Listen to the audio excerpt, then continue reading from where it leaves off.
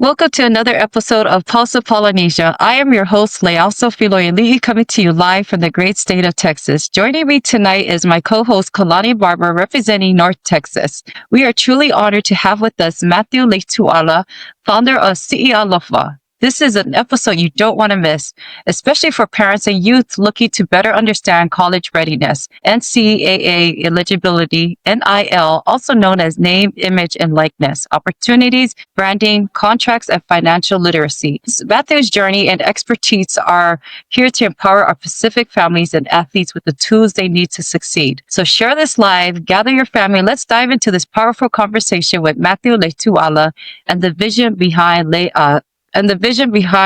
ialofa. Welcome, Matthew. Welcome. Talofa. Thank you. Talofa. I'm Polamalu. Kalani, actually residing over here in Bedford, and just can't wait to dive in some of the great things and also to get to know our host in the hot seat, Mr. Matthew. And it's good to meet you. And welcome to all our viewers and especially to our guest as well. Talofa, and welcome. Thank you. I really appreciate you making some time for me to be a part of this. I've watched a few of your podcasts, and I've really enjoyed the content that you all have put together. And I'm also a Texas guy. I'd like to claim Texas.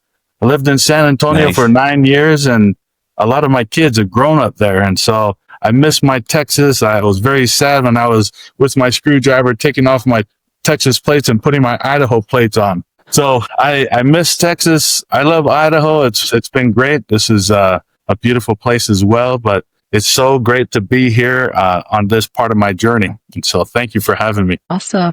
Well, we're grateful to have you on this podcast. But before we start and dive into ialofa, let's start with your roots. Where did you grow up and what shaped you into who you are today? Oh, thank you for the question. I grown up most of my young life in Hawaii. I was born in Hollywood, California, and not too long after that, we moved to Hawaii, and I grew up in two different places in Hawaii, so I have to give honor to both places, my Nanakuli side and also my Kalihi Valley side. And most people know, if you're passing through Oahu, you would know Camp 4 housing. That's kind of part of where I spent some of my growing ups. But I actually graduated from high school in Utah. So in West Valley City, Utah, Granger High School. G House, the Lancers. And so I'd like to give a little props to Granger High School in West Valley City, Utah.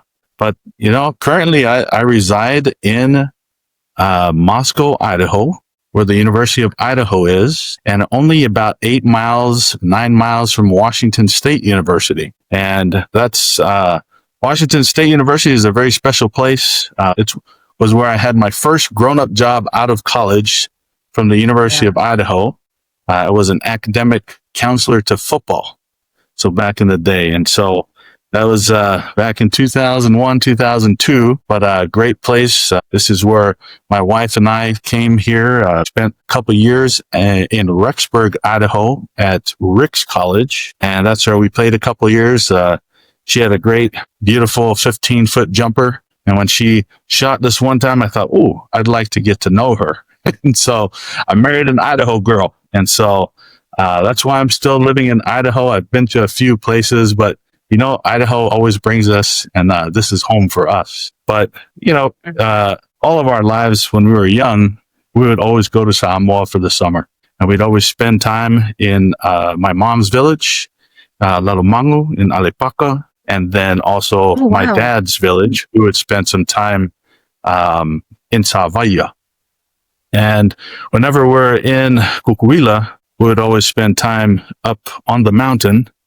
Gafeka is part of that, but Alawau is the village that my aunt and uncle lived, and where a couple of my cousins live. And so there are places there that are very meaningful to us, and especially in our young childhood and growing ups. I was telling someone a story just yesterday about when I was playing football at our Ricks College, our junior college, and this was after graduating from high school, after serving a church mission. I was sitting there in the doorway listening to the Star Spangled Banner, and I remember thinking, oh man, that's really interesting. I'm an American citizen. It's a interesting realization at about 22, 23 years old that all my life I've always grown up to be always known myself as a Samoan, but I never really made all the connections that you're also an American as well. And so that's part of kind of the growing ups that I remember that are meaningful to me, that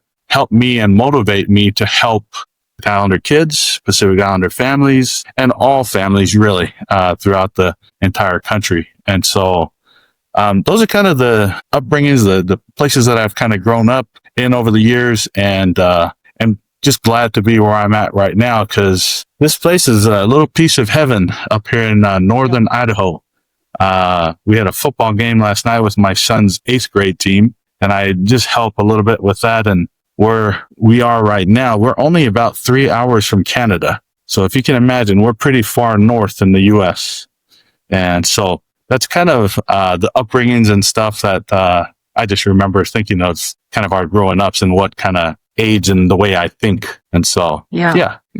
So that's cool, man. Oh, sorry. Go ahead. No, go ahead. From a Nanakuli boy to the Hollywood, or the other way from Hollywood to Nanakuli, and then now to the home of where all the good potatoes are at. Good old Idaho.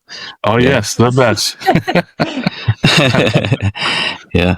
So I have to ask, right? Because I know this is off track, and I'm going to ask this question because before I forget, before we get into the other questions, you mentioned your son in 8th grade, right? Yes. What's your feeling towards the situation in Utah where they cancel football for those 8th graders? Well, I'm not even familiar with it, to be honest with you. Oh, Okay. you're talking about the group of Polynesian kids. Is that what you're talking about? Yes. Well, it's really I sad. think it led up to the, I just saw a little video clip of it, and it's quite unfair. And I don't know if it's like it's racially provoked or racially driven, but it's definitely physical and physique driven. And that's kind of what I've been seeing, is that it's because of the size of the kids and how fast they are and how aggressive they are that they're being asked to sit and not participate, which is unfair,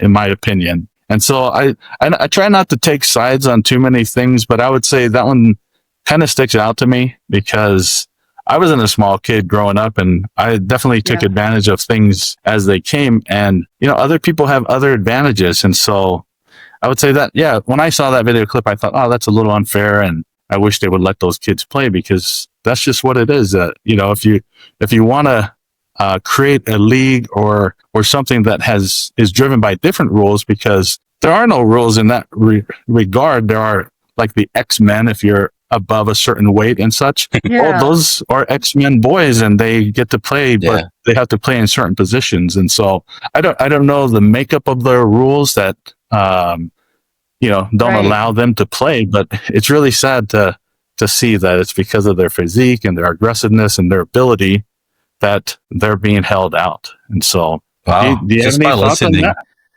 Yeah, just by listening to that, it's just that maybe is it because of the way you're talking about the physiques, our boys, they can look like they're in college already, but their ages are still young. But when it boils down to it, I think they're just kids. They still have the mentality of a kid. They're just going to be out there just to play, but it's kind of sad to hear that. I didn't hear about it, but I guess I can just picture the fact that, wow, I can just see a lot of linemen in front of that. That school itself playing football, they're all college boys, but yet they're still kids, young age. Right. And it goes back to, and I don't want to steer this away from what I want to ask right now, but real quick before we get into back on track, it steers them away from the opportunity from what coaches are like wanting to see the beginning part of these boys growing. From the first part of their upbringing as far as their career goals with football or whatever sports. So you're taking that away from them. That's what I'm seeing, Yeah, definitely. Coaches want to see that development from when they were in 8th grade to 9th grade. And I mean, back when I was playing, that wasn't really a thing. 8th grade being the factor with college, it's starting to become more and more of a factor, and recruitment is starting earlier and earlier across all sports. And so it's interesting to see that in football that they wouldn't mind seeing a little bit of film comparing their 8th grade to their 10th grade and maybe seeing their progression into their senior year, junior year as well. it's sad that they're not going to be able to have that opportunity. And I hope that this is a temporary thing, that it gets fixed and it gets changed, and those kids are allowed to participate in a great sport. And so I'm hopeful. I agree. I'm hopeful. I agree.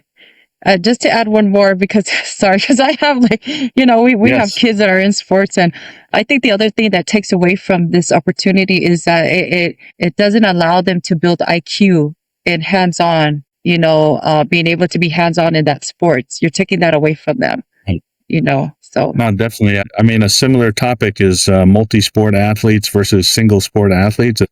A lot of people are like, no, we have to focus on lacrosse, or we have to focus on volleyball or track, and let's skip all the other sports. Boy, you take away the different things that they can gain from, like, I played volleyball in high school. I played basketball in high school. I played football. I threw shot put. I did all the different things that I could. And there are things from volleyball that helped me in football. And there are things that are in football that helped me in basketball. I wouldn't say I was a basketball player, but I was a football player playing basketball. And if there was somebody getting hot, well, I get assigned to that guy and let me go cool him down, and be aggressive with him and kind of affect his game. But so the similar conversation to, restricting kids. We shouldn't restrict kids, whether it's the age thing or size thing or multi-sport kind of a thing as well. So a lot of good conversation. Yeah, I agree. And just to add a comment that's on here from Isaac, the best NFL running backs were first X-Men. That's true. Right on, Isaac. All right. Well, let's turn back to the conversation in regards to your first coming. A lot of people want to know, how did this all start out for you? As far as your career, how did your career start out before ialofa began? Yeah, thank you.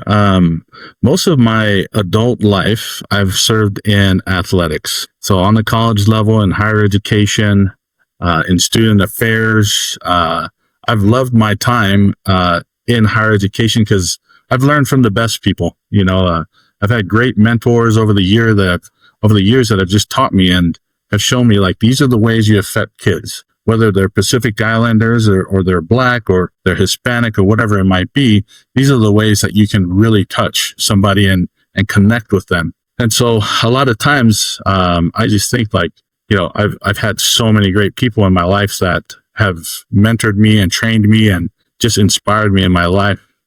I have to make mention that, in the church that I kind of live in now, and I've lived in for the last several years, that's where I've learned a lot of, like, really loving people. And, I don't know why I feel like I'm getting emotional here, but it's from my service to the Lord that inspires me to help the kids and the families that I get to help. And so if I'm able to love these kids and be able to affect their lives in a way that it's going to help them for the rest of their lives, they're the future leaders of our world. Not just Texas and not just Idaho, but they're the future leaders of the world. And so if we can help in those ways, and all the good people that I've learned from, I'm so glad that I've learned from them, because I'm taking what they've shared with me and sharing it with others. And so all the education roles that I've held, my church ecclesiastical involvement has really helped me as well. And so those are, I don't know, that answers part of your question, I think, but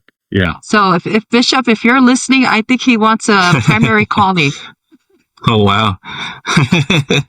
That's the way to call on Matthew. Thank you, Leo. So that's pretty cool. Yeah. That's pretty cool. Well, just lead to the, huh? Are you currently a bishop? Yeah. Wonderful. Oh, not yet. I think that's one of the goals, but other than that, it's still a goal. Well, watch your back. Still, watch your back. Yeah. Hey, at least I'm at a great state right now in Texas. They got everybody's back here.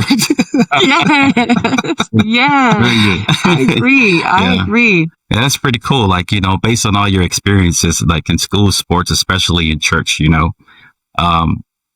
think that your experiences and all your background from all your expertise that you've been through, what that would be a challenge is for all the athletes, that what they're facing today, would that shape everything that you can bring them up as far as to their ability, so that way they can reach the goal. Yeah. Yeah. I think what kids and families, and so, like, my business is about families, and I'm not only helping these kids, I'm also helping families. I think back to a philosophy that I'd learned, years ago that our Samoan people are not too far removed from being fishermen for a day.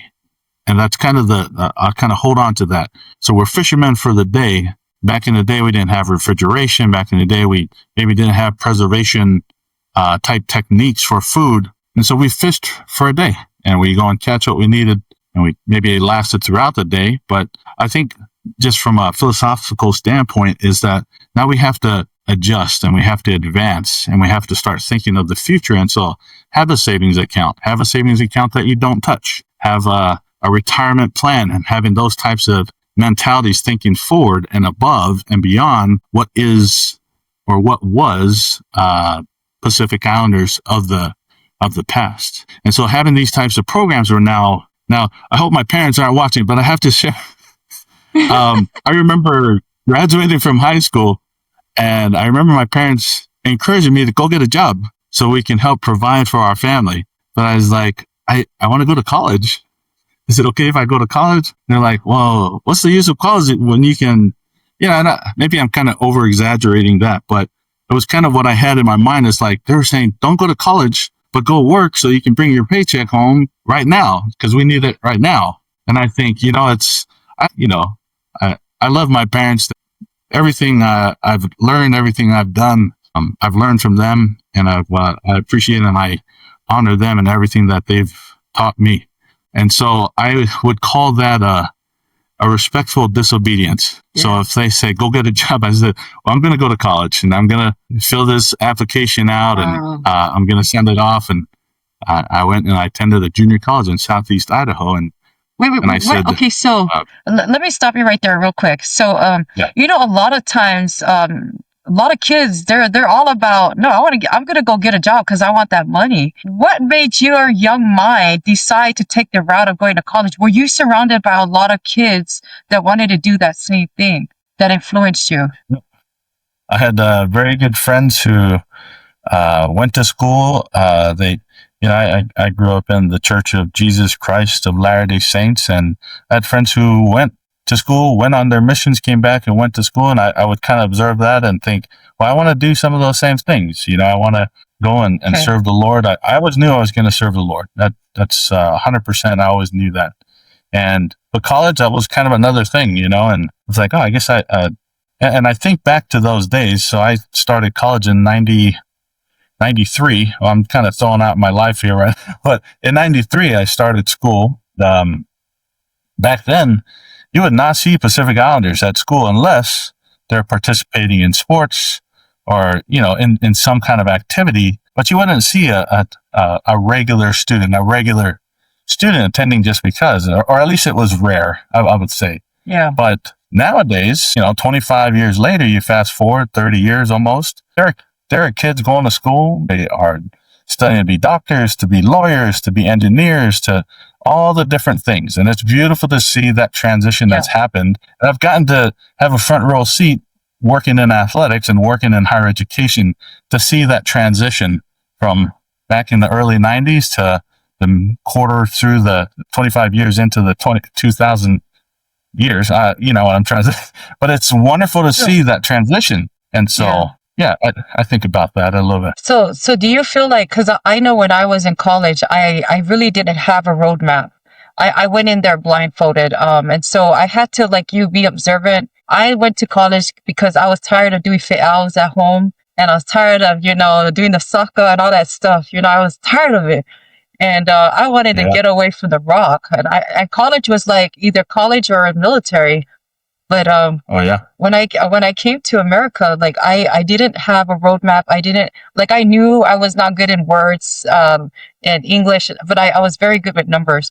But I didn't have, like, if you were to do this, then you can go to this part of your, there was just no goals for me. It was just take these classes, and when you're done, you'll be able to try to work towards getting recruited for a job or whatever to be in this position. I never had that. So how was it, like, what was your avenue? Did you feel like did you have that mentor for you to guide you? Or were you just being observant to find out yourself and ask the question? Because I couldn't ask question. I just grew up, everything was hush hush, just don't talk. just Right. observe and just don't talk at all. Well, I like I said, I've had some of the best friends and best mentors in my life, and I followed my friends, and fortunately, and it was a huge blessing that I had good friends that did good things, and I tried to just follow, and went to that junior college, and got into different majors because what are you studying?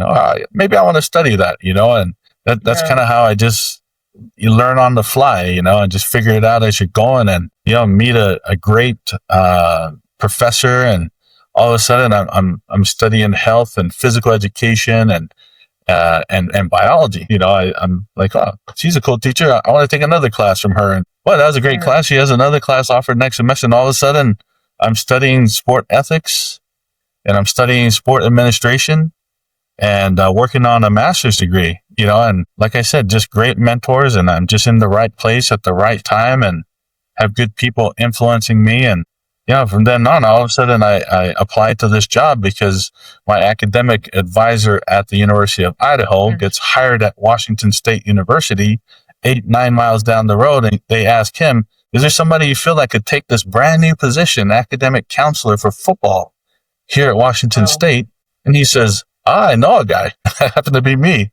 And fortunately, I was hired, and it worked out well. And it just took me down the life of higher education. And again, just keep meeting new people, good people, great mentors, people to look up to. And it's been a huge blessing. And I think every place I've lived, every school I've worked for, I just keep meeting the best of the best people. And opportunities come up, and we just have to notice, recognize it, and take it, and hopefully we gain all the lessons that the Lord needs us to gain. And so, I want to go back on what you were saying. When you were explaining, like where I was going to be fisherman. So fisherman is a fisherman, and I cannot, always think about our Samoan way, our Samoan way. And it brings back the video that you were actually introducing your company, and then, if you don't mind, we're going to move to that segment to where the ialofa. It was kind of cool that you were explaining the ialofa, what it means. You said that lift, carry, support, elevate, and then alofa, of course, is love. And these are the things that I always think that it's a type of our attributes that verifies our culture a lot. The Samoan way, and it always lift our Samoa. And isn't just the name what you always say? It's the mission. And then I think that, if you don't mind, the birth of ialofa, you can go ahead and elaborate more about it. I appreciate you bringing that up, because I was sitting in front of a pond, on our property here is a beautiful 3-acre pond, and just contemplating life. And my friend calls me up and says, hey, what are you doing? And this friend of mine has been kind of pursuing and asking over, since about 2022 or 2021, hey, what do you think about this? What do you think about this? What do you think about this? And I say, that's a different lane that I'm in. I'm in academics, and I help kids prepare for college and go through college and prepare for life. And the NIL side of things is more the money side. And I'm like, I'm not really in that lane, but the things work out to where I get separated from Washington State University. I'm looking for another path. And he happens to call me 2 days after I separate from Washington State University. And he says, what do you think about this? I'm in. Nice. About that. Everything lined up good. I'm in. Because I had started looking at other academic jobs. I started looking at other athletics jobs, student affair job. And I'm just like, I'm not really feeling that. I feel like there's something else that I need to do. And so he was an answer to my prayers. And he says, what do you think about this now? I said, man, I'm in. And so as we kind of discussed, and as we kind of went over things, he's a lawyer by trade. And he says, well, what are we going to call this thing? I said, oh, that's an easy answer. I just got back from a funeral in Utah, and we're going to call this ialofa, because if what we're going to do is to help families, I look at it in the same way that we provide a CE. I remember my mom and my dad were like, all right, we're putting a few dollars together to take it to our family's house in Magna, Utah, and let's everybody have some of that money. And so we put this CE together, and we take it over, and beautiful words, beautiful, comforting words of support that were exchanged in that us bringing that CE to our family.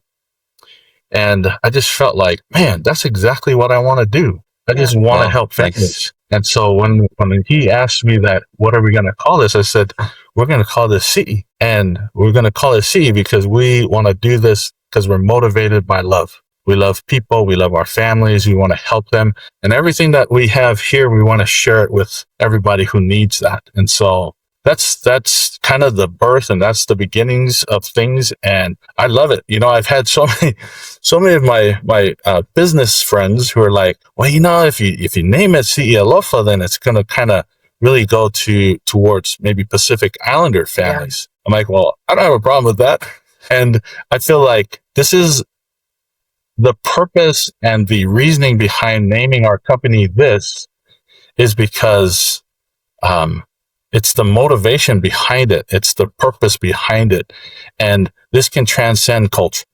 So we're going to do great with our Pacific Islander families, but we're going to do great with all families. And so right now, part of my, half of my clientele, whom I call, they're half Palangi and half Samoan and Tongan. And so I'm like, this is going to work no matter what. If we feel like we need to have a different iteration down the road, great, we can do that. We can change it. But right now, this is going to work because I'm so passionate about the purpose behind this and how much we can just share. So a lot of times, people are like, are you kind of a salesy kind of guy? And I'm like, yeah, well, I am motivated to earn money and I need to pay bills, but man, I'm more motivated to help people. And if I earn a few dollars along the way, sweet. But I want to help people and I want to take what I've learned and just share it with people. And so that's the main thing behind it, and to have an opportunity to lift families and to educate families. And so right now I'm trying to talk with people who reach out to me and I say, can I talk to your team? Because I just want to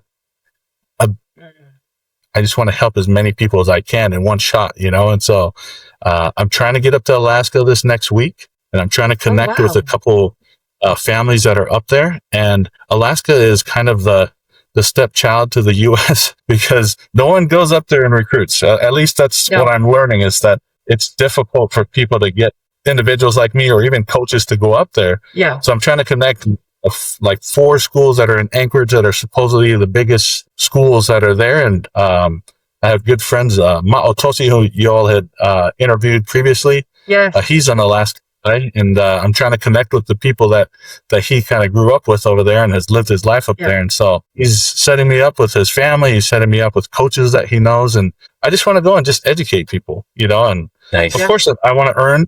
Of course I want to earn, but I mostly am just like, if everybody knows everything that I can know and everything that I can find out more of and share, everybody will have greater opportunities to use their athletic ability as the vehicle to education and more education after that, and so there's a lot. I love the company. I love what we're trying to accomplish. I love working with my own family. My daughters are my social media specialists.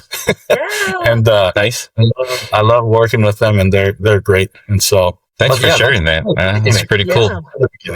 Yeah. So I lived in Alaska for 19 years before I moved here to Texas.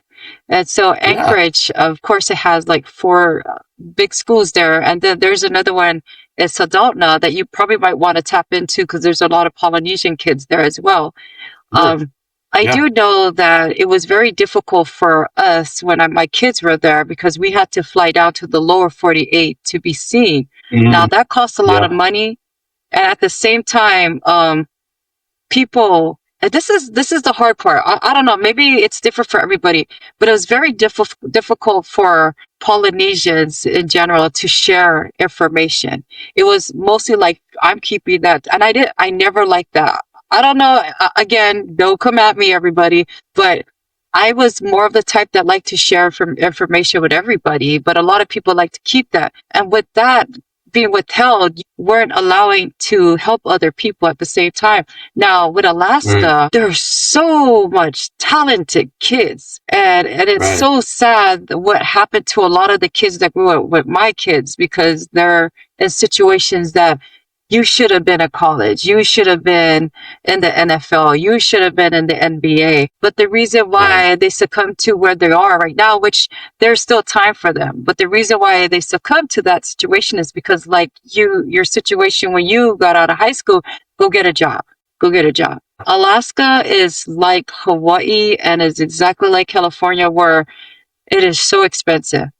It's so ridiculous that even going to college is, you have one university there. It's University of Anchorage, Alaska, other than going to these training schools. But other than that, it's like, you just cannot afford, like me having my degree, taking care of my 6 kids and with my husband, we had to live in the ghetto to afford to have food in the fridge. That's how bad it was. So I could understand why parents had their kids go straight to work instead of having to go to college or whatever. And it comes down to, they don't have people like you to, hey, this is what you can do. You don't have to wait for these camps to come in the summer to go to those camps that come to Alaska for the summer. I have the information for you to start off with, to be able to get you exposed. So what can you say to those who are in Anchorage, Alaska, who are dealing with this?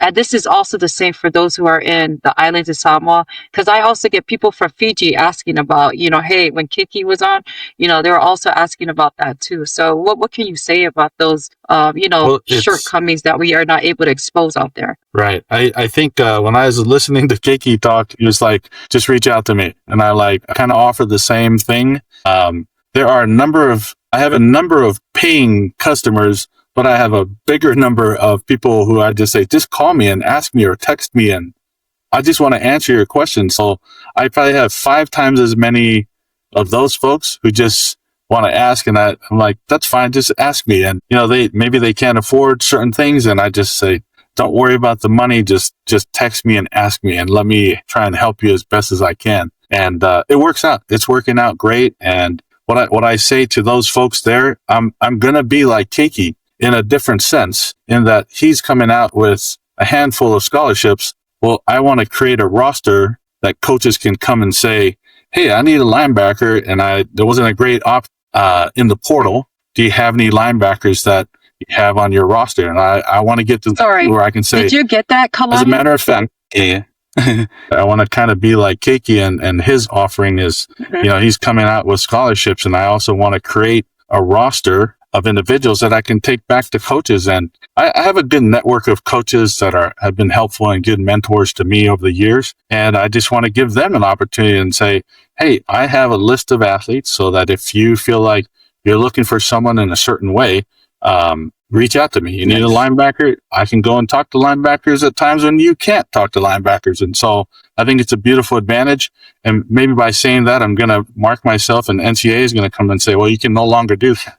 I don't know. But, there's going to be opportunities where I'm going to be able to speak with families and speak with kids in a different way than coaches do. And it's going to create a great advantage for me to, number one, help those kids at any time. And number 2, just be a resource to coaches when they're looking for, I need a middle blocker, I need something, and I'm grateful to be that. And I'm coming, Alaska. Let me just say that. And American Samoa, I'm coming the next trip that my family makes out there to Upolu. I'm just gonna puddle hop and jump over to American Samoa, to Kukuila, and like to spend some time with my family there as well, and then also just try to educate and do ed sessions along the way. So all those things I'm just trying to accomplish. I'm just trying to get out and just be there. I'd like to offer also webinar opportunities just to them. Just, hey, if I can't make it out there and you can't come over here, let's just meet online and let me get information to you. And so that's kind of the drive to get out there to help people. And then, if people are getting on my website, there's good information, and we can tag it into other resources to the NCAA, or, wherever it is that they need to find that information, I can help with all that. And so one-stop shop kind of a situation. Cool. Thanks for explaining it. Thanks for giving us some information as well. A lot of notes to take, but I think, but I can't help but to stare at your panel behind you with the ialofa. But that leads to our next question too, if you don't mind. I know that this NIL thing, it's so popular. A lot of people always talk about The thing of it is I myself don't know anything about it for sure. And, it just sounds so simple. Name, image, and likeness. So my thing is, I'll just take it how it is, self-explanatory. My name, my image, and my likeness, right? So that's my interpretation. You know, it sounds so simple, but man, it's very complex the way I was actually looking into it without guidance from any expert like you. You know, to me, I just base it on. Go ahead. Thank you, Kalani. It's a great question. And I'm trying to just stay on top of it because it's changing so much. Yeah. And so the main thing that I would share is that there are essentially two pots of money, right? There's the NIL money, and then with the new things that have gone down with lawsuits that have happened recently, House versus the NCAA is kind of the most recent one that just happened that allowed for some changes to happen. And so profit sharing is kind of something that you're going to hear a lot more, profit sharing. So each university earns X amount of dollars every year, whether it's TV money or ticket sales or whatever it might be that they're earning money. Well, now they're required to share some of that money with student athletes across all sports. Wow. So that's one pot of money that people need to be aware of. And then there's the NIL money, which they think it's the same, but it's actually not. It's part of the same conversation, but it's not the same. NIL is actually when you're using your name, your image, and likeness to earn money. So the example, I don't know, it always jumps in because I love cookies, I guess. Crumble Cookie calls up and says, hey, you have a great following. You have about 5,000 followers, or you have 20,000 followers. We'd like to contract with you to post some information about our company. Would you do that? And if you accepted that, we can pay you X amount of dollars. So your NIL dollars, to be that type of, sponsor, to be that person that represents Crumble Cookie. And we'd like you to do that once a week for the next 4 months. And you're pubbing our information, and we're also getting your name out, and we're actually paying you X amount of dollars. And so I would say those are kind of the two main chunks of money that people need to pay attention to. So when you sign with San Diego State University and you're coming in as a lacrosse student athlete, and then they give you this profit share money. I don't even know if they're participating, actually, San Diego State, but if they are participating, they would say, hey, here is your financial package. And your financial package includes your scholarship, which is housing, food, living expenses, etc. But then there's also, of the roughly $14 million that are going to football, you're going to get this amount of money. And this is the money that's from profit sharing. So they've earned so much money, they're going to share that with you as well. What I've learned is that there are several schools that have a tier program, a tier situation where they say you're a tier 1 athlete, so you get X amount of dollars. You're a tier 2 athlete, you get X amount of dollars. And a tier 3 actually gets a certain amount of money as well. And so, like I said, I'm learning a lot of this on the fly because things are changing and schools are just figuring out what their philosophy is. But every school who is participating in this has to come up with $20.5 million that they're going to divvy out with their student athletes. And football being for the most part, if you have football, they're the ones who are bringing the most money into your schools. And so I've seen different. Do they allocate it based off the amount that, like, for example, football gets about 40%, most of the income. So 40% of that profit goes to football athletes. And then, deviates it based off the percentage. Mm-hmm. Okay. Every school can determine what they want to do. And so most schools are going to be somewhere between 14 and 16 million. Of that 20.5 million, if you're participating in this, 14 to 16 million are going to go to football. And then everything else gets divvied out with all the next sport. Being basketball, the next, that's a major contributor, maybe volleyball, and then all the other sports, they'll get a piece of that pie. So a question. It just depends. Mm-hmm. Okay, so I got a question in regards to, like, kids who are in college right now. Their financial literacy is not really, they don't understand these things. You tell them this stuff, like I tell my daughter, you don't understand, I pay this, they don't care, right? They don't really care. They just, the tangible is what they want. So how do we protect the student athletes? Is this where you come in to protect the student athletes so that they have that information, knowledge, like, hey, you are not seeing this. The school is getting this much money. You should be getting this portion. Is that how it works, where you step in? Definitely, I help with the education process before they enter college. the colleges, if they have the monies that they put aside for that, they have programs that are built into athletics that educate them on this is what you should be doing with your money. This is how you need to allocate to your own expenses. And so some of the bigger schools who have that money to pay for those programs, they have those set up to learn and they'll all be during their freshman year and some advanced courses in their later years as, their contracts might change. They have a great season, what ups their money perhaps. They have another great season. They win a championship of some sort. Maybe it ups their money even more. And they keep changing on that tier 1 to tier 3 situation. So it just depends. And so I help with some of that education. Yeah. I have a team of individuals that help me with what I do. And so I have financial planners also to kind of educate kids. And I say kids because they're the high school kids that are going into college and helping their parents also understand. So if you happen to sign a deal, it's a $1.5 million deal and you're 17 going into college, what does a 17-year-old know about $1.5 million? Mom and dad are helping with that as best as they can. I have financial planners that help with that as well. What do you need to take care of now? What are your immediate needs right now? And how much of that can we save for a future time so that you can become a millionaire again? And we're investing that money, and that money is working for you so that in 15, 20, 17 years or whatever it might be, you're going to be able to be a millionaire again because it's been working for you. And so that's part of I hope that answers part of what you're asking. It has.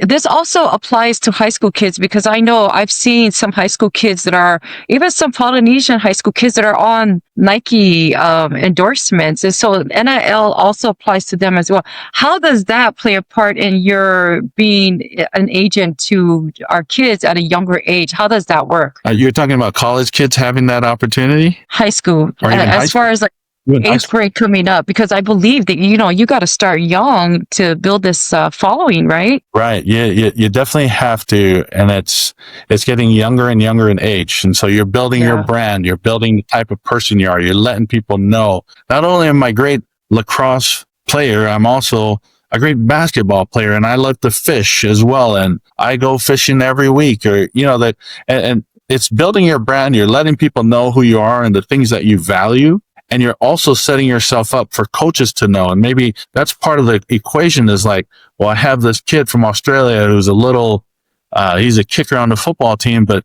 he's a little homesick. And so if I can recruit somebody that's going to be family to him, it helps with all that, And so that's part of the equation as well, as we're building their brand. And we're, one of my kids, one of my fellows, he's in Las Vegas. He's, a football player there, and we're just kind of having those conversations right now. Like, what do you value? What are the things that you find important? Are there companies or things that you're interested in? And let's kind of converse about that, because we're going to reach out to these companies and we're going to try and approach them about a partnership with them and utilize your name, image, and likeness. And so we got to get your X account up and going and your Instagram account up and going as best as we can. Let's try and build some followers, because I'll show them different apps that are available that he just needs to put in, like, my name is this, my high school is this, my position is this, and I do these great things, and these are my accolades, and these are how many followers I have. And so companies are looking for that and trying to match up with these apps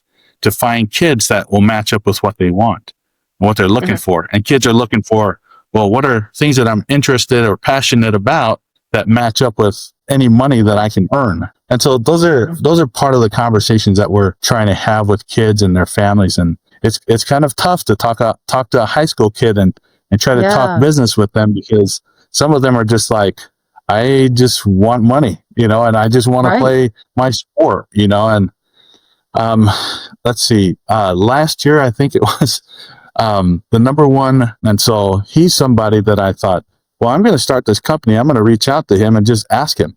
I'm texting him, this is Matt. Remember me? You're big time, and I'm just a little guy in a little pond.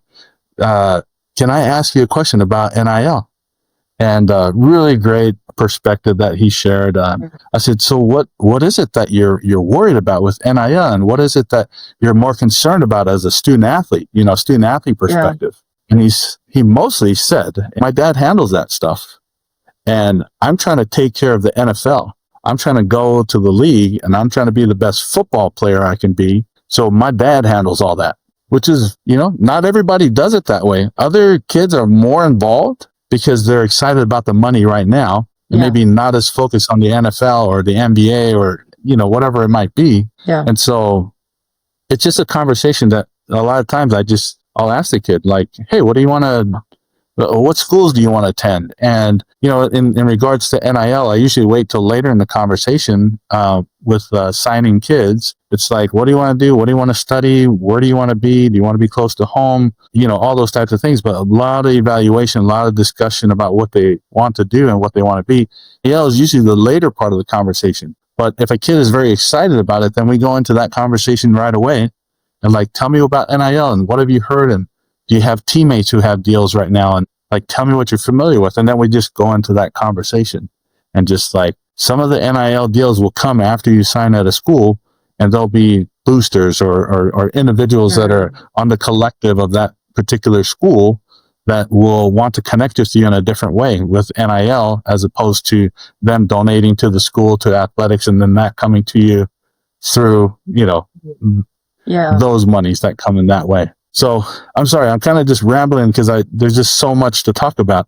No, it's good. It's good because as a parent, with a younger child, you want to be able to be comfortable enough to trust someone else to take care and handle that for your child, especially like I have older kids, but then for the younger ones who are in middle school, it's like, okay, how can you make me feel to trust someone like you that I just met to take care of this for a child that's just in 8th grade? I'll say that my approach with every one of my fellows and their families, every one of my clients, is a very unique to them. It's because I like to hear what they're involved with. I like to hear what they're concerned with and what they're passionate about. And so I'm basically customizing my approach with each kid and their family, customized to them, because that's what works.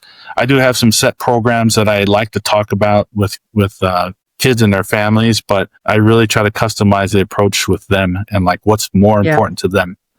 Some people have great followings and so they don't need that help with their social media, but I may go through and say, hey, Hot Boy 2025 is kind of hard to find for USC who's looking for a junior, whatever it is. Why don't you make your name and let's adjust your tag name there. And so those kind of things. Or other kids are very good academically. And so I don't spend as much time academically with them, but I'll spend more time with their social media. And, what do you put in a recruiting video? And you want to put your best. You want to put mediocre things in there so that coaches see mediocre. Coaches have too much to look at. They have too many films to be looking at a mediocre film. So sometimes I'll tell people, if you don't have as much film as you want, and you don't have as many great highlights, put your best at the front so that the coaches will see at least your best ones, and they'll come and see these other ones later. Because if they see a mediocre one up the front, they'll be like, next, waste of time.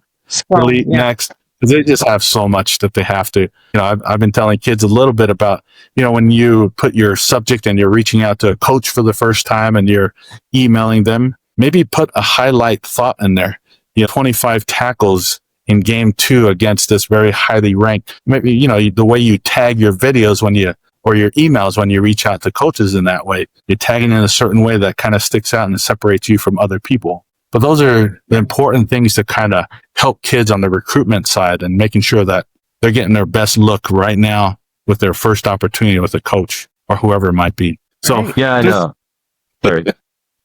Yeah, I want to put myself to where that I'm like a fresh off the boat guy from Samoa, coming straight from Samoa. Now this whole NIL deal, they probably heard about it, don't know anything about it, so I'll just put myself to where that, okay, if you were about to help me out, all of a sudden I get to talk to you and all that, and I need some guidance and also to lead me to this path, because this is something probably it's actually our young athletes in Samoa and supposedly parents as well that wanted to know as well. So let's just say that I'm over here in the States and I'm actually talking to you. After the fact of signing the contracts or scholarships with the college and stuff like that, which would be said that the NIL deal will come after that. If you don't mind walking me through to explain me how this is going to, in the basic level, So that way our viewers, some of our younger athletes from that boat, of course, the name, the image, the likeness. Is it always based on social media for this uh, platform or this program, NIL, or is there any other things that they can actually do? I'm pretty sure that some of the stuff that a lot of people like to post is their arts and stuff like that. Right. That can actually draw some sponsorships that it can help. But just in your own basic level words, if you don't mind, just to walk me through, how can I be this person? How can sponsorships actually come to my page and then look at what I can do to actually at least build something out of myself as an individual, so that way I can put a name up there and my image as well as a fresh off the boat kid from Samoa. Okay. It's a great thing, Kalani. I'm glad you are where you're at and you have some opportunities. You have some schools that are interested in working with you and scholarshiping you right away. If you're a senior right now, Kalani, let's look at some of these schools and what they kind of offer. I always like to look at positions, like what are positions that they have, what are openings that they have, and just seeing like, do they need a linebacker? You're a linebacker, great linebacker. What are positions that they have open and who are they graduating? Who are they going to need to fill those positions? So that's part of the conversation, just making sure that, are we going to the right school? Are the right schools recruiting you? Are they looking at you for that particular position? Because some coaches will take you at that position and say, yeah, you're going to be this position, but they're planning you for another position. So to really find out that information with coaches and so on. Looking at social media, let's say, Kalani, I've looked at your stuff. You have some videos in there and they're great highlights. And what else do you have? And if I'm talking to Kalani and you don't have that much video out there, what other things can we put together for you? So if they're not game film, Kalani, do you have workout films where you're working out with your strength coaches or whoever it might be? We want to record some of those as well so that we can include that in your videos. So time out. Let me step out. I'm just talking to you like you're one of my actual potential. Thank you. So Kalani, great job. You have what you have right now. Let's see if we can build a little bit more. And so if you don't have game tape, which is totally fine, there are statistics maybe that we can find and we can put those in a post and we can put that out there and we can put it in your profile. If you have an X account, let's put all that information up front. What are the accolades where you all state where the accolades that you would get in American Samoa? What are some of those accolades that you might have? Even academic accolades are huge and important to know. Who are people that we might be able to interview in a social media standpoint and just say, hey, tell us about Kalani and tell us what kind of student he was and tell us what kind of football player and what kind of family person is he and, what are other things that you know about him that are meaningful to what coaches want to hear. And so to put together some content in that way, if you have film, then great. You have some film, let's utilize that and then let's strategically put and roll those out so that we can make sure that everybody really knows who Kalani is and the type of person he is. And, if we're trying to connect you with some kid that's currently on the team, then it's beautiful. Part of what I tell coaches is that if you want to recruit a poly kid from whatever Polynesian islands they're from and their family is from, you have to recruit them as families. So if you offer Kalani a scholarship, there's another kid on the team that needs a scholarship that comes with Kalani. He's moving thousands of miles away from where he lives. What are other kids that are on that team that you can utilize and offer a scholarship to as well? And so it's interesting so let me step out again. It's interesting to see the results of House versus NCAA because now there's changing of numbers for rosters. Where football, I remember starting at WSU the second time back in 2002, and we're just kind of getting over the effects of COVID. And so people would get an extra year, a COVID year. So you might have heard that where it's usually 5 years you get to participate in your sport. Well, now they gave you an extra year. And some people had a 7th year because they had a red shirt injury type of year or something like that. So they'll get a 7th year. And so it's interesting to see kind of those things because so now, Kalani, we're trying to get you into that situation where number one, we're getting you in I'm kind of trying to customize that to you, just making sure, well, going back to making sure we have the right social media following and set you up to where coaches can find you. And I can educate you to where, hey, these are the schools that you want to go to. These are the schools that you're interested in. These are the tags for those coaches. And so we'll tag those and message them off of your social media and draw them into yours. And as soon as you get your first scholarship, Kalani, we're going to tag that coach every time you post something so that they know that, hey, when they offered Kalani Barber the scholarship, they've got a great linebacker. And every time you post something, not only is he a great linebacker, but he loves his family. And this is how he shows it. And man, here's another video of the type of work ethic that Kalani Barber has.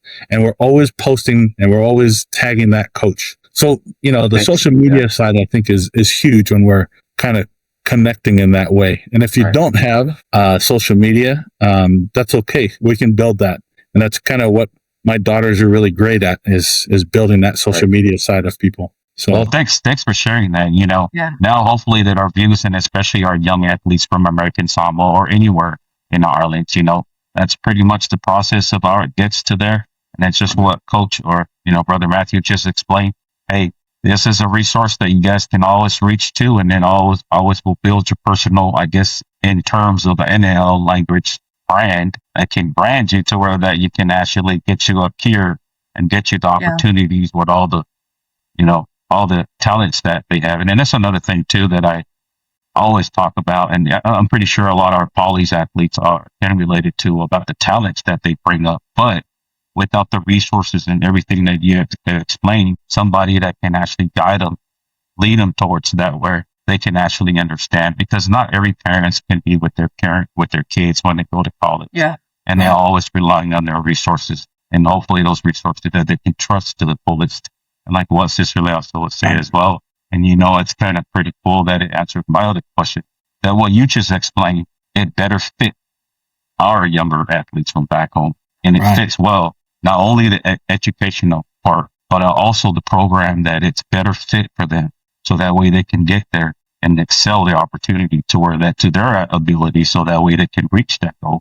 So I really thank you for explaining that. And, thank you so much. Yeah, thank you. I think there's always a way and every family, every kid is unique. And if we can find what best fits them to what they want to do, what goals that they have in education and in life, that's why I try to custom everything to their needs and their desires.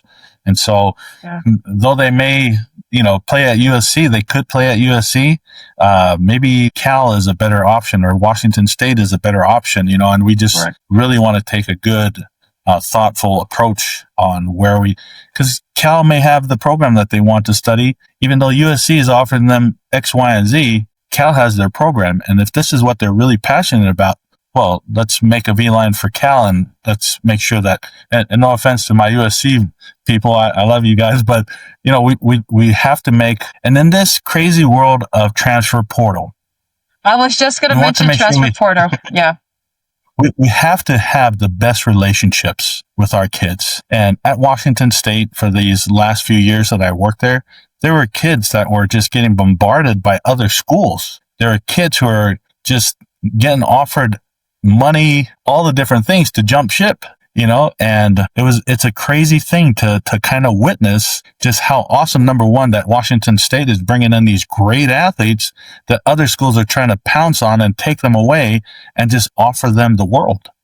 And so having great relationships with your coaches is going to be huge. Having those connections that you have with the school, that they have your right program, it's exactly what you want to study. That's going to be huge. Coaches, we want to make sure that coaches are very clear on what programs are available at those schools, so that if the kids and their parents are really passionate about something, that we're connecting them in the right place. And just a side note about the portal, I'll say this, that the portal is not always the answer. The portal is not always the answer. People think that, hey, I can go in the portal and I can find something. I can go and find something that I really want. And I'm going to jump ship from a place that they've promised me X, Y, and Z. And I have great relationships with the coaches and teammates, but I just want something different.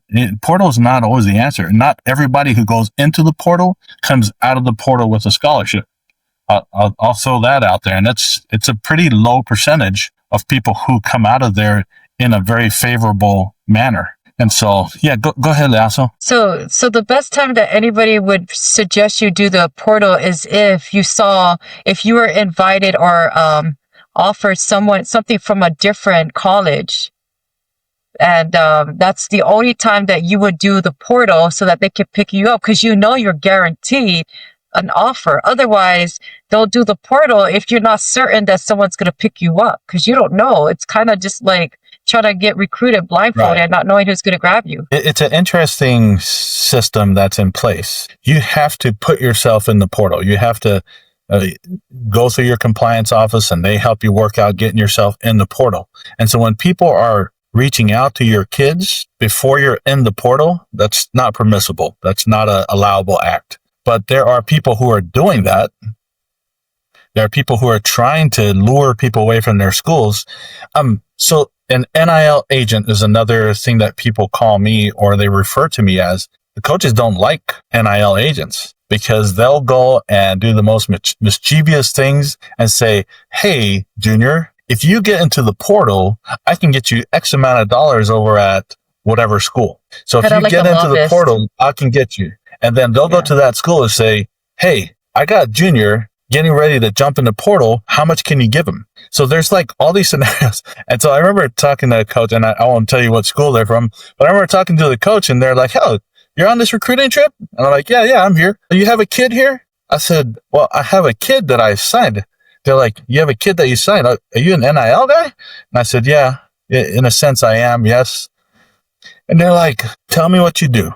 And so I explained everything, all the services and my approach and why, because I've worked with these coaches at other schools, and I try to explain, like, I'm not that guy. I'm not those guys that are pulling people out and trying to transfer them for money. And because there's some crazy stories that you'll hear of people getting pulled out of schools for some huge amounts of money to get them to another school. It's crazy, the things that people are doing. And I'm like, I would like to refer to myself not as a NIL agent, but a NIL coach, because I don't want to be in any way referred to as one of those guys that are doing these crazy things just for the NIL. I'm like, I'm student services, I'm student affairs. I help with all the things to help kids transition to college. I do the ed sessions. Those are what I focus on. I will get NIL deals with kids, and we're going to work that out.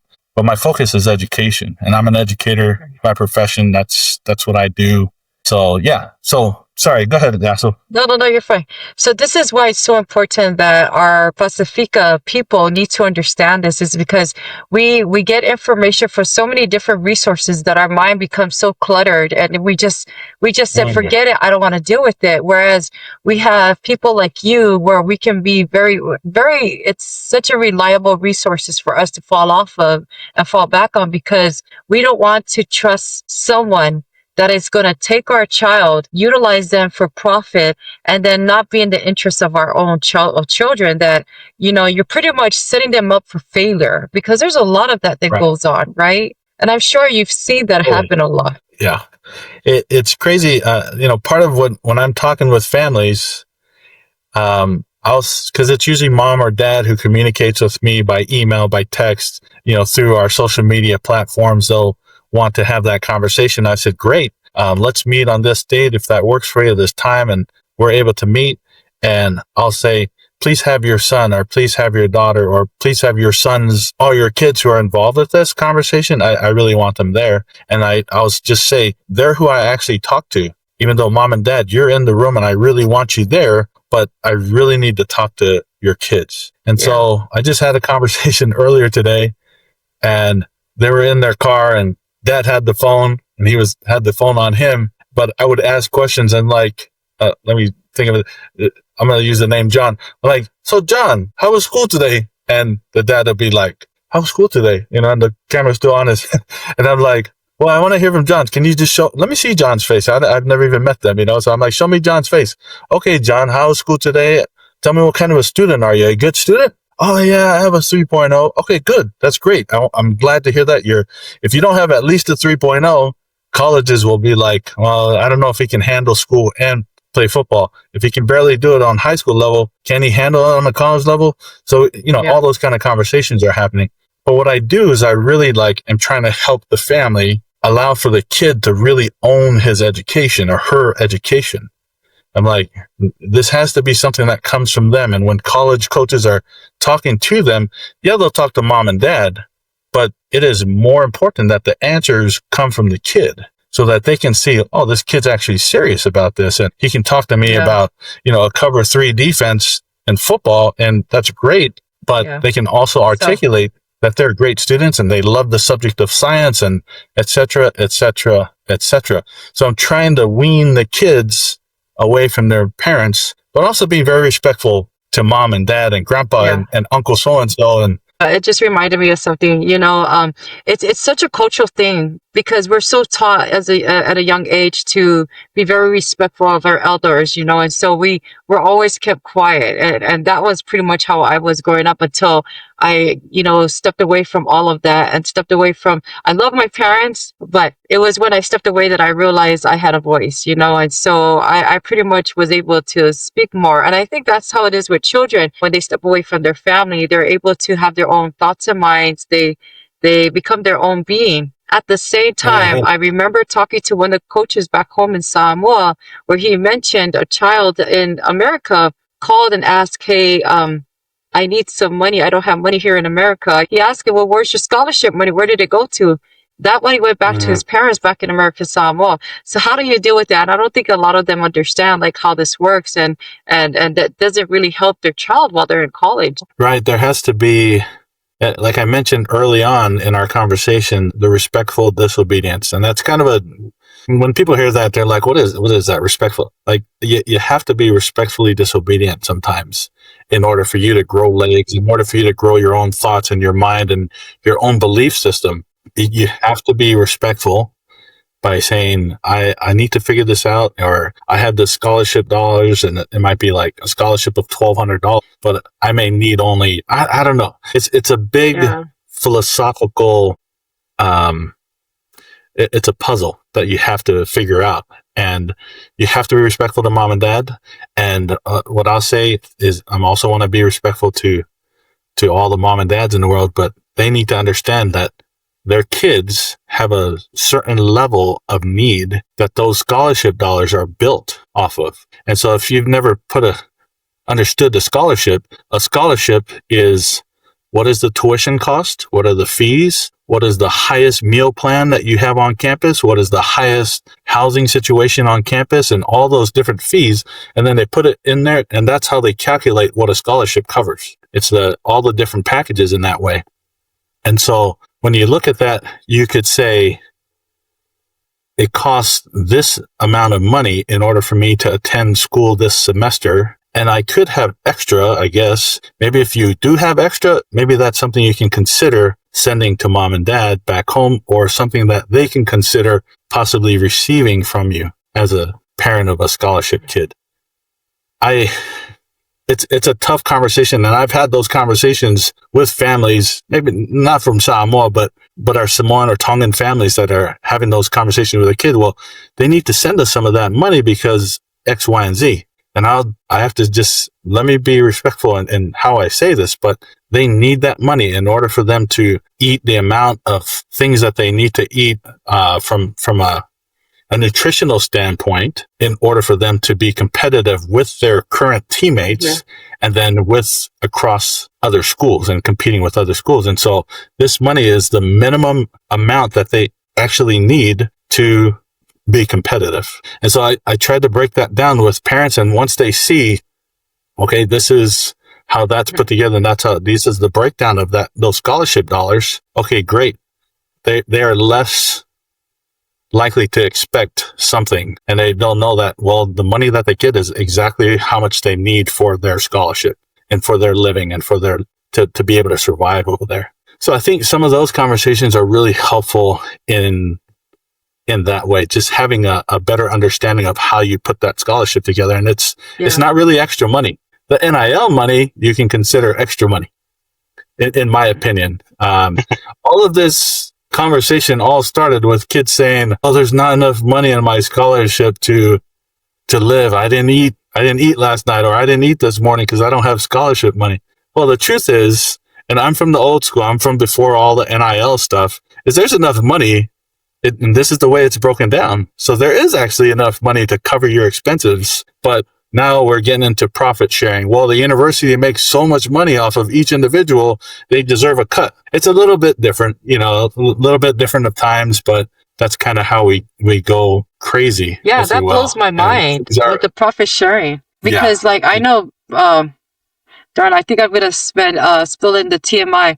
My ex-boyfriend, college football player, and he actually didn't have any money, but he was a really good football player. And if they had the opportunity now, then I think he would have been paid and had stipends for being able to be an athlete instead of being poor and an athlete and struggle working part-time jobs just to have extra money for basic necessities like deodorant, all those little stuff. So, I mean. Hey, but our Polynesian kids are always, hey, Saimini, that's good enough. I'm going to go ahead and run this extra mile. I'll be doing all this stuff, but that's the old school mentality. Right. Our fathers back in the days could have handled that kind of stuff, but right now, it's a different type of generation with all these type of nutritions that they have to take in order for them to at least reach the goal based on all the college level. But back then, those were the days.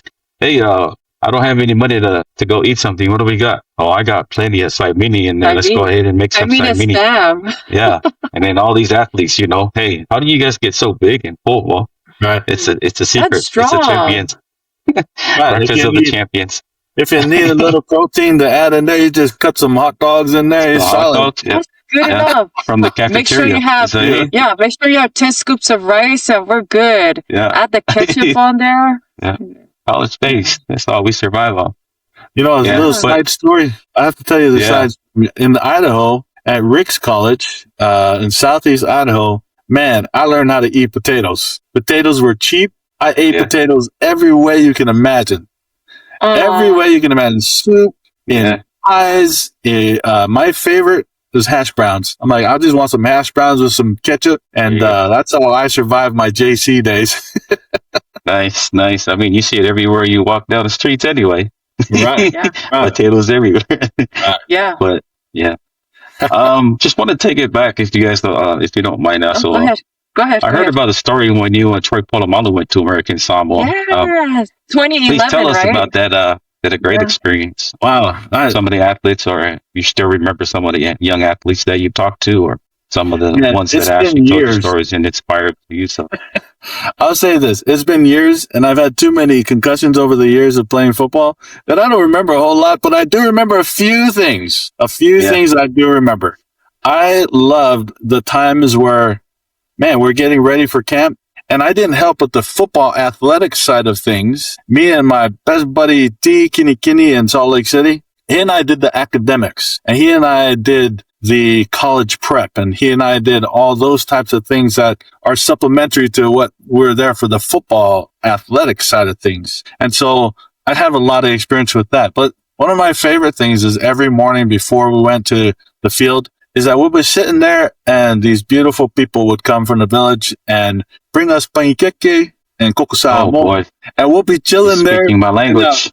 I'm reaching in and I'm like, man, I'm sharing a plate with Troy. I'm eating my pancake and I'm like, wow, this is kind of surreal. I'm just chilling with Troy over here.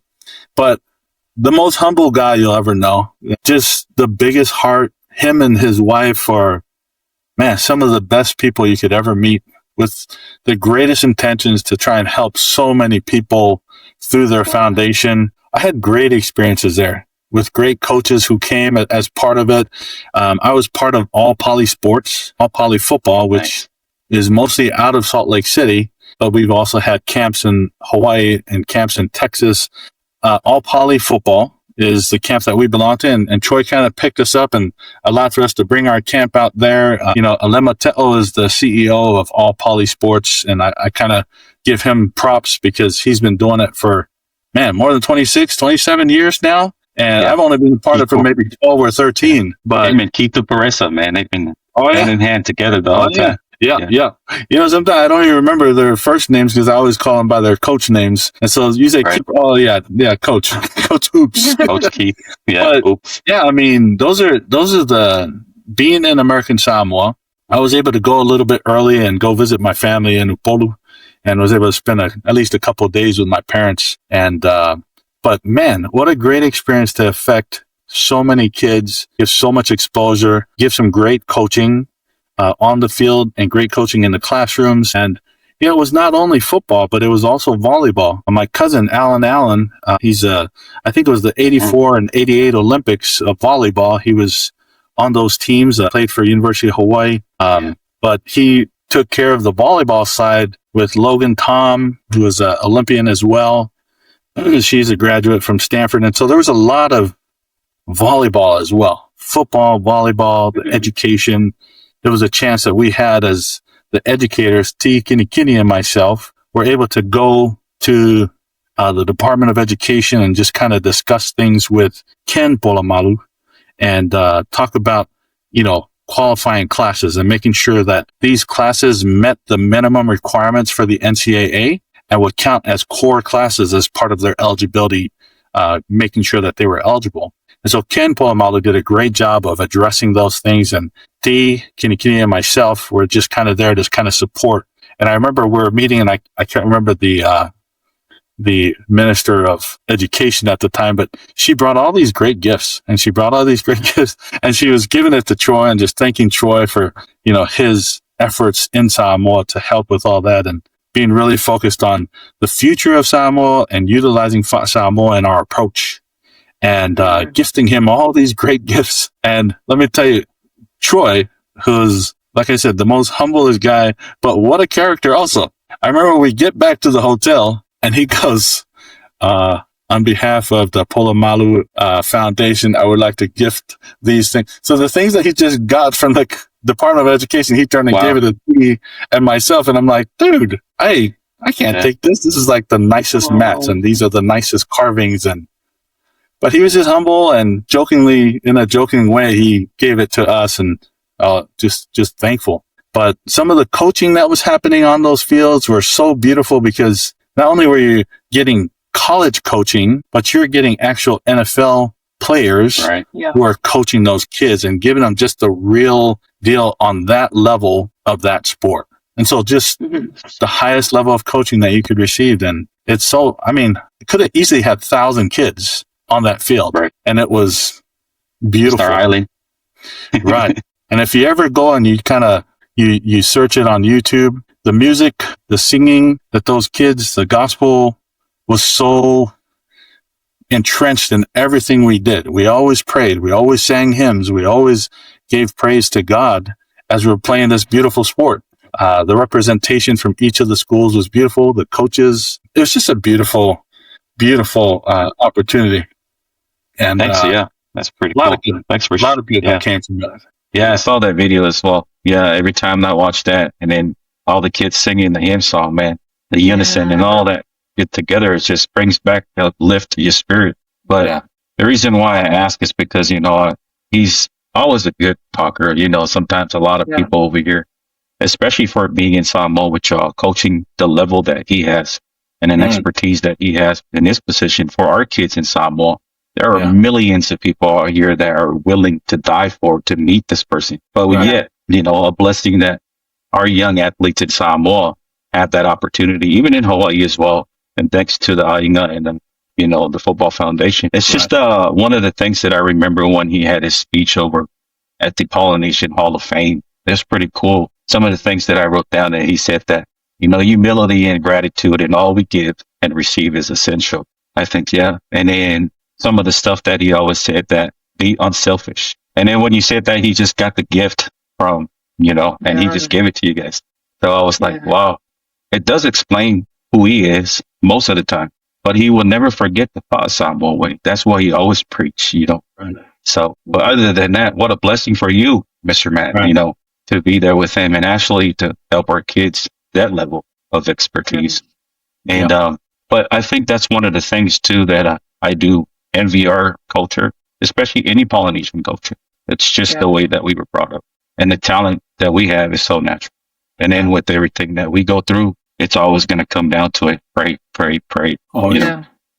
Yeah. But go ahead, Nassau. No, I totally agree with that. It's such a blessing that you always want to give praise to God, because that's where all the blessings come from. And that's where, like, for example, like the path that, you look back and you see like everything was connected, everything came into place, because of, Heavenly Father had put people in places to be able to help you get to where you needed to be in your life. And it's nice that you were able to have that experience with Troy Polamalu, because like even to now, like how many other kids out there hasn't been able to meet him, but you were able to be able to share that experience with him, to Right. be able to go out there to our own people and have that experience. That's good. That's a very good blessing, that experience. He but also I wanted said it too. It's yeah. just a quick one. He also said it too in this speech. I remember he said that, remember young athletes, you have a community of aunties and uncles that are willing to help for the best of your interest. Yep. And I was thinking to myself, man, I wish I had auntie and uncles when I was in Utah at that time in snow college. I did not have any. It was a lot of turkeys over there. Yeah, no kidding. But then that's just keep up where those there, all those guys. Aleppo's there, but he left too. But other than that, it's just but it's just something that Troy Polamalu that always teaches me, and I always go back to it when he talks. You can see this guy with the afro and everything that looks like a beast, but next thing you know, that's just something come out of his voice. Never thought that he's gonna have that very soft spoken voice and everything. So yeah, he's always my idol as well. So Yeah. He's a great one. He's one of the best. Very humble. Yeah. But I wanted to switch gears on this, right? If you guys don't mind, a lot of parents, when they talk about having their kids play for college, a lot of them don't understand that there's different types of levels with college. There's NCAA and there's NAIA, right? And so, how do you navigate in making them understand your child didn't make the NCAA level? There's that 4-year, and then there's that JUCO, which also have their tier of D1, D2, D3, and then there's the NAIA. Well, it's the beautiful thing about athletics, and with kids and families who want their kids to participate in sports. I think, in my belief, in my experience, you can play on the next level. It just depends on what the level is. So I always say, if you want to play in college, you can play. You just have to know that you will fit into one of those areas, one of those categories or divisions, and you have to be okay with it. So part of my job is sometimes I'll ask a kid, so tell me about the schools you would love to go and play for and what programs that they have that you want to study at those. I say, tell me some of those. And sometimes that'll give me a gauge as to what commitment that they are willing to give. And so sometimes I'll have a kid who will say, I have a volleyball player who said, I want to play for USC, I want to play for UCLA, maybe Stanford. And I said, well, okay, those are great. Send me your film and maybe connect me on your social media so I can just observe and just see what level is appropriate. And for one of these kids, and I'm talking volleyball, I had to break it down for him. I'm like, so I don't think as your hired person to advise you, I have to tell you that those schools are out of your reach. And I'm like, no offense at all. No offense at all. I have worked with volleyball. I have worked with coaches over the years. And so some of that those are hard conversations to have with kids. But if I perpetuate kind of their thoughts that are probably not going to happen, it just creates more problems in the future. So yeah, there are different levels, but I always say you can play on the next level. We just have to make sure that we're approaching the schools that are the level that, but if let's say she was not that good, but she still has those goals to hit those types of schools, I would say, this is the level I think you are. But if you want to try for that, well, let's go for it. But right now, this is where you're at. And it's going to take you X, Y, and Z to get up there. But I'm going to be honest with you. And I'm going to be honest with you, mom and dad, that's going to be a full reach goal. So, yeah, talking about different levels, that's something that I always want to say. If you want to play in college, you can play.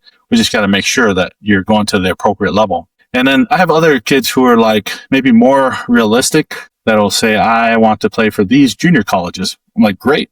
Let's totally in. Let me see your film and let's connect me to your social media so I can do an appropriate evaluation. Then I can see, I'm like, that's a good match. That what your goal is and what schools you want to play for. That's a great match for what we're, for your talent level. And then let's see if we can't improve from there. So, does that answer your question? I mean, there's definitely. Yeah, no, definitely. That answers a lot of my questions, because I know when my older kids were younger, I didn't understand that. I had to ask my Palangi friends, because they taught me these levels. I thought college was just one straight shot. Everybody plays at this level. You know, you either make it or you don't. But I didn't know that there are different levels. And I didn't know that at a D1 level, you get full scholarship, but D2, you get partial scholarship as far as athletic wise. And then D3, you don't get athletic scholarship at all. You just play for the school. So, you know, and those are the things that I never knew about. And so I think that's another thing that, that it's great about your program, is that it's being able to educate our people, because, you know, it's not like this surface level. There's a lot more under the surface, and that you're able to come in there to explain to them in the details. And just so much information can get everybody just, I don't want to deal with this. Well, this is why you're here, is to be able to deal with it for their purpose of letting them, you know, take the easy road and let you handle the hard part of it, you know. So yeah, I'm really happy to talk with kids and their families. I really want to get to know them really well, so that I can steer them in the most correct way. There's not a one way how to do things, but the most correct way for what I can interpret as the best way for them. And, you know, I don't just go off of what I know. I reach out to people. I talk to compliance folks to make sure I understand the rules. I have good friends in compliance academics, in all the money side of things as well. And so what I always want to share with people is, like, I have a team of people, and I don't know all these things myself, but man, I have a team of people that you'll have access to if we're working together and you have a question, or if, like, one of my football players who also plays basketball, he's a great football player and basketball player. Well, his coaches want him to quit football. His basketball coaches want him to quit football. His football coaches want him to quit basketball. And it was kind of messing with his head. I said, I have a sports psychologist if you want to talk to them, and they can kind of help you through that, because that's not anything that a kid should have to deal with, you know, when they're a sophomore or junior. You know, hopefully he gets the right answer. But the best thing that I can share with folks, and I don't maybe necessarily advertise it in my company, but I have a team of people that I work with that if I don't know the answer, I'm going to go to them, and they'll provide the best answer, the most experienced answer with the most wisdom over the years. And so a lot of the people that are on my team, they are former student athletes on the college level. A couple of them are former professional athletes, volleyball or football. And so there's a lot of good people that I can draw from. And I'm so grateful that I have these good people on my team that I can work with, you know. So a lot of good stuff there, because you can't know it. Nobody can know all the answers, you know. We got to find you. And that's, you're a busy man. You know, with all the stuff that you just said and everything, teams, players, and everybody that you out there. I mean, I'm pretty sure you have to go through a lot of emails and answering questions and email stuff like that. How do you balance that? You have a family, you know. Yeah. I'm reading this great book. It's called The 12-Week Year, and it's breaking what you would do in 12 months into 12 weeks. And it's very scheduled out, and you have to discipline. And with it, it's hard to block out and make sure you turn your phone off during this time, and you can turn it back on, and you can check your emails. And it's really difficult. I'll share that I'm a branch president up here, and I'm so grateful for good counselors and a great branch counsel that help with all those things, because it's that three-legged stool. It's like there's church, there's family, and there's work. And sometimes I'm balancing on one of those three legs, and I'll just have to say, hey, I've been really hard with work. I got to go spend some more time with my family. I got to make sure my wife is happy. I got to make sure my kids are happy. I check in with my college kids, all those things. And so we're always balancing on that three-legged stool. It's tough. There's no way that you can give all your attention to all three things all at the same time. You're on one leg, then you're balanced on the other leg, and you're going, it's tough, but I really try, and I'm glad for my team. I'm glad for my social media team. My daughters, they're the best. They're so quick to be like, Dad, what the heck? You know? So I get okay from my kids all the time, like, come on, stop eating that or stop drinking. And don't you have a meeting coming up? My daughters are good with that stuff. Nice. Well, this sounds like your priorities. You have to juggle which priority is first, but mainly that it's your family. That's pretty cool. But I guess it takes back to where the ialofa comes from. And I think that's why. Right. Lift, love, and still out there taking a lot of services and actually doing services for the community, and not only that for the church and also for our young athletes. And what a stress, that's the type of stress level that I don't want to be in. But the thing of it is that level. Yeah, you're right there, But other than that, I'm pretty sure that you've dealt a lot with any type of challenges that come to your way. And I'm pretty sure that everything that you've done, and with all the experiences, expertise that you've done, and helping out everybody. So it's a blessing. It really is a blessing. My first school I worked at was Washington State University. My second school was Utah State. My third school was University of Idaho. My fourth school was University of Utah. My fifth school was University of Texas, San Antonio, and then came all the way back to Washington State University. And all along the way, I'm just trying to build relationships and get the best mentoring and giving the best advice possible. And so it's funny to come full circle back to the very first school that I started at. And I would share with them, like, I have all this experience that I've learned, and I want to share it with the school I started at. Yeah.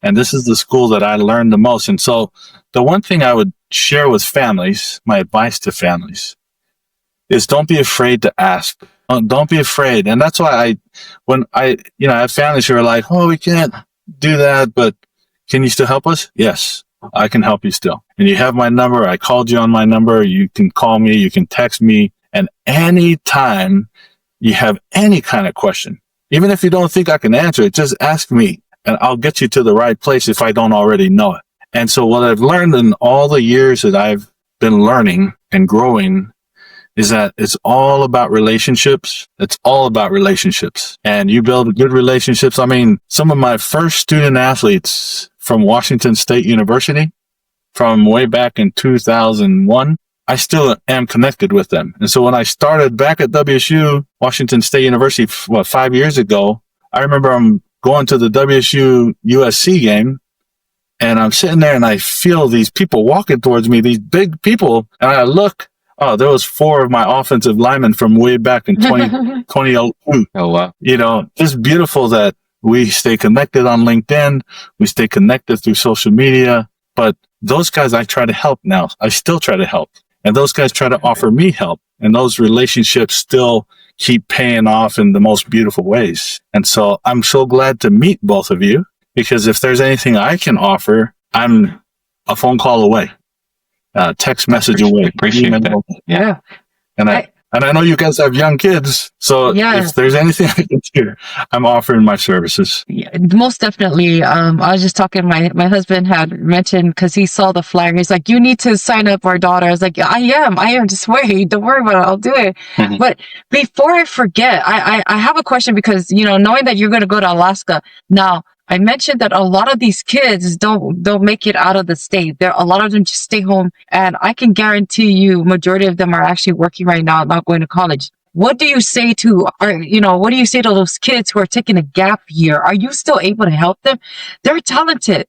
And RJ, you're out there listening. I know you're one of them, but there's a lot of those kids. What do you tell those kids who are taking a gap year? Are you able to help them get on track to where they need to be, or connect them? There are a lot of programs that offer, like one of the ones I just become more familiar with my best friend over there in Utah, T. Kinney, is he works with the Utah Islanders. It's a football program that allows for kids who maybe don't have options coming out of high school to go and work out and try out with that team. Or if they're kids who go into the portal and don't get picked up out of the portal, they can go and try out with the Utah Islanders. And this is, they have some any great sports, kids. Right? This is football specifically. I'm sorry. Just football. Yeah, it's football specific. So if you're in a gap year and you're looking to try and get picked up, Well, there's different ways I can help you in different ways, but having a program that you can go to and not count against your eligibility years, but still get film against very good talent. It's a great program. And there are programs like this around the country. And now I haven't done too much with gap year programs, but I'm familiar with them enough. And I understand enough if you're out of school, graduated from high school, and trying to work into a Division I. And mind you, most of my experience is Division I experience. So 4-year institution, Division I. I have some junior college experience helping junior college kids come to 4-year institutions and things. But there are programs that are out there that allow for you to play against great competition, get good film against quality opponents. And I remember his name is Keiki. Keiki was talking about the difference between a junior college kid, a portal kid, or a high school kid and getting recruited. So you want to take a chance on a high school kid who's very highly touted, but not experienced on the college level. Or you get a JC kid who has JC level experience, or you get a 4-year institution portal kid that has these statistics against these schools that are recognizable schools that, so there's that full level. And so a lot of people are concerned about the high school age kids. Like, is my high school kid, is he going to make it, or he's going to have to compete against these portal kids or these JC kids? And so that's where the conversation gets a little noisy. It gets a little confusing. It's like, man, I want my high school kid to get the best chance, the best opportunity, but these are the things that he has to deal with. Right. And I think they changed the NCAA. I think they changed the NCAA regulations to where they allow these kids in the JUCO college to be redshirt, and so that they can have their eligibility to play in the 4-year instead of having to use that in the JUCO level. So that makes it harder for these high school kids. Yeah. It was a very specific case that people refer to, and they're like, oh yeah, all junior college kids have that opportunity to not count those hours against their eligibility hours. But I think that's a very specific case to the kid that they approved it for. And so unless you fall into that same category as that particular case, it doesn't apply to you junior college wise. So a lot of people are thinking, oh, I went to JC. I used 2 years there, so now I get 2 more years back after my 4-year. It's not actually true. It has to fit. And I'm not terribly familiar with it right now on like what that case is, but not all junior college kids are going to get their 2 years back. It has to be specific to that case. So there's a little bit, I got to go read up on it so that when I'm asked again, I can be articulate in what my answer is. But from what I read quickly was, it's specific to that kid's case, and it doesn't apply to everybody. But I got to go read up on it to make sure that I know what I'm talking about. Fact check myself,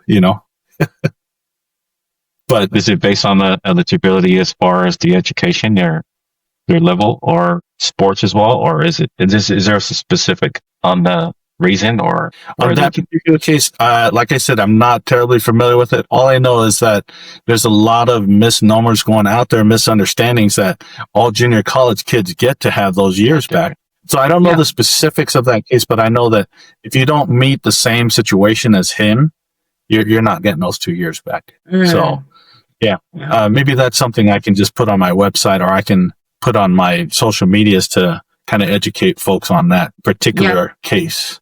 Because I think a lot of people are being misinformed by just the surface level of, this, the way that the policy is with the NCAA JUCO level. But that's good to know, is being able to get the actual the settings of how it should be. So right. And, there's been a number of general authorities who have mentioned in my church, if you feel like the information that you get from social media is how you build your testimony, that's not the case. Same thing as this. If you're getting your information from social media and you're basing your eligibility assumptions on that, most of the time it's not true. You got to go to the real source. And I always tell kids who are like looking to go at schools, they're like, hey, does this meet my thing? And am I going to be eligible if I was like, well, who's recruiting you? Well, I have a scholarship offer to this school. I said, you need to call directly to your compliance office and ask them directly that question. I mean, you can ask me and I can tell you my thoughts on it, but how much more awesome if you call Southern Utah University, who offered you that scholarship, that specific question, the compliance folks that are there are for you. You need to ask them, or you can reach out to the NCAA. That's the one thing that, most people don't know, is that you can actually reach out to the NCAA and ask them questions like that. Like, you can just Google it, you can find them, you can find an email, and you can ask them directly and they'll answer your questions. Like, I've never taken advantage of that, but I advise kids to either go to their compliance office that they're going to go to, the school that they're about to attend, or they can go directly to the NCAA and ask questions direct. But there's a lot there. I know time is of the essence, but I have 2 last questions before I turn it to Kalani. What's been your proudest moment so far since starting the company? My proudest moment, I'll tell you this. It's when I'm one-on-one with a kid and their parents, and I'm able to share something that they just had no idea about. So like with this last lawsuit that went through, now rosters for football, they're at 105 now. There's only 105 spots on these rosters, where before, I remember the COVID year when everybody got that extra year. At Wazoo, at Washington State University, I could have swear there was like 150 something kids on the roster, which is humongous. And now the rules are that you can only have 105 kids on a roster. And each one of those kids are scholarshiped. There are no longer walk-ons. And, to share a little tidbit like that with somebody and they're like, whoa, I didn't, 105. So I can't disclose the school, but there was a kid who was injured in spring ball. And in spring ball, they were injured until it was a situation where they would take more time on through the fall season. And so it just worked out where they had him off the roster, essentially. So basically, and not to go into too much detail, but to waste one of the 105 on an injured person who would not contribute to the team in the fall, they worked it out to where he was no longer on the team. And they were able to fill that scholarship spot with someone else. And so that's kind of the realities of things that are happening with NCAA and with football on the Division I level. But it's getting pretty crazy that you have to be in the know. You have to know the right people, or at least know somebody that might know somebody that might have some information for you. So it's really unfortunate for that kid, but I helped him to make sure he got his eligibility straightened up so that now he's going to be eligible. So he's missing this fall semester, and I really helped him to get straight with his academics so that in January, when a new semester starts, he can jump on another team. And he's a great football player. And he played a lot of downs for them last fall and was doing really good in spring football until he got injured. And unfortunately, he's not on the team, and they filled his spot with somebody else. So it's kind of the craziness of athletics and how the rosters are now. And so you just have to know. You got to be in the know, or at least know somebody who knows something. But all those things are important, But that's a good thing, right? And so for all of you who are listening out there, and that's why it's so good to be able to have Matthew with ialofa, because he knows what he's doing. Us as parents, I wouldn't even know what to do in that situation as a parent, And so that's a very good resource, is being able to have you to help our children, because you're in the know and you have that information and knowledge and resources for us. Now, I want to ask my last question. This is a personal question. When your children or future generation looks back at the work that you've done, what do you want them to say or remember about Matthew Leituala? I think about that kind of a question every now and again. And I just hope that when people think of me, that they thought that, man, he helped me that one time. And it was meaningful to me. It was meaningful to my mom and dad. It was meaningful to my kids now. I hope that that's the main thing. I don't want to be remembered for helping you get that $1.5 million deal. Did I help you? And is there generations of help that happened because of something I might have just shared? And my goal in my life is to just help as many people as I can. And this is a great vehicle for me to help people and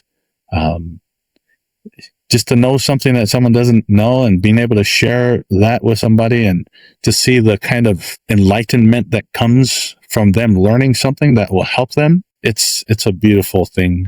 I hope they remember me that I was a good dad. One of your questions was like, what are the jobs that you've helped or that you learned from that prepared me for this company? And like my first thing that came to my mind is that I've been a dad. And I've been a dad for 4 kids, my wife from Idaho. And they say that it is the parents that help kids to become adults. But the truth is, it's the kids that help the adults to become adults. And I've learned that, and I witness that every day because I still have my daughter scolding me to be better dad, you know. And so, okay, I'll keep trying. And so if there's ever anything that I want to be remembered, maybe is that I've done something good that, you know, that maybe helped somebody in their life and so on. Thank you. Wow. Appreciate that. So I guess to summarize it all and come it down to the end, just 2 words. What will be your chosen 2 words that you can describe? And also that these 2 words can be meaningful and powerful. Wow. Not only it goes left, your business, everything, to the right, your family. Right. Also for our community and our young athletes from Samoa, everywhere in the Polynesian. It's a great question, and it's hard to condense everything to 2 words. But I would say, I don't know, I'm not an English major. My wife is the English major in our family, but I would say, it doesn't fit exactly, but I would say love you.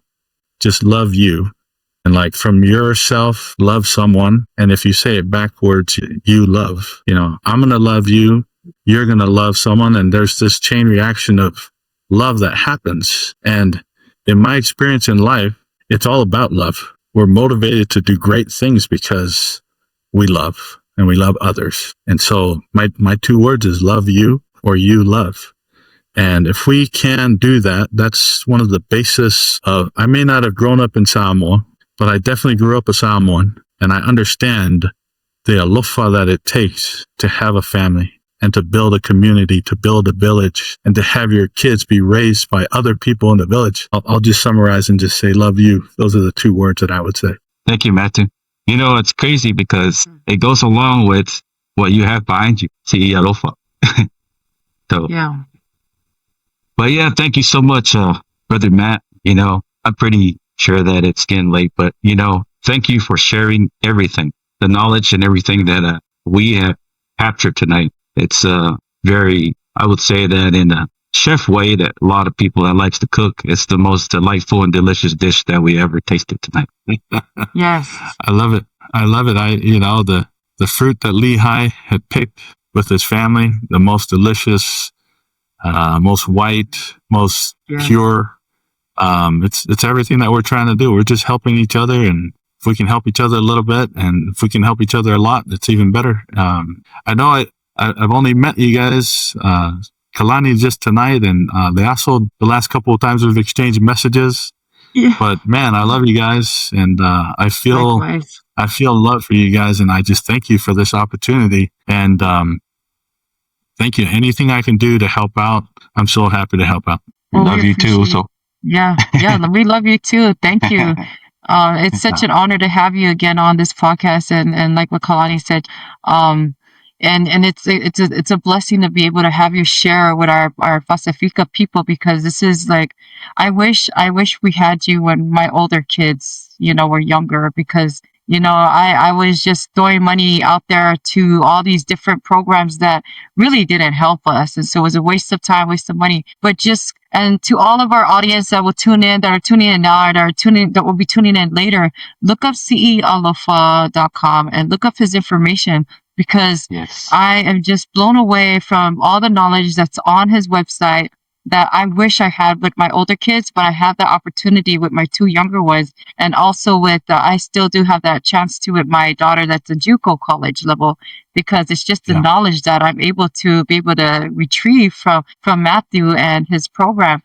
And at the same time, you know, being able to be entrusted with someone that understands our people, that has that, when you say si ialofa, that word resonates with me and my family, because I know that means that he cares about us, he cares about our kids, and it's genuine. It's not really about just throwing numbers out there. It's actually caring about our children's future. And so that's something that, especially for those of you out there in Alaska, I can't wait for him to be up there, because, we didn't have that opportunity when I was in Alaska.